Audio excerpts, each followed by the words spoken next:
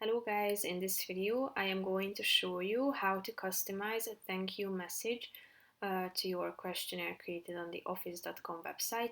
But first I just want to mention, don't forget to subscribe to my channel because at 10,000 subscribers I am going to show you my whole YouTube revenue statistics and growth strategy, how to make money online. Now let's jump into it. First of all, you should open the website and start creating your form. Then tap on this More Form Settings button that can be found in the upper right corner of the screen. Tap on Settings, that's the second option. Then scroll down to the bottom of this right side section and tap on this Customize Thank You Message box. And when it is enabled, a checkmark icon appears in it, and then you should type in your thank you message into this bar below the this option.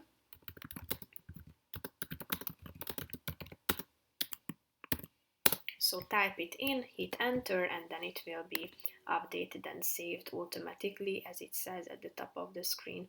So that's pretty much it for this video, guys. See you in the next one. Bye bye.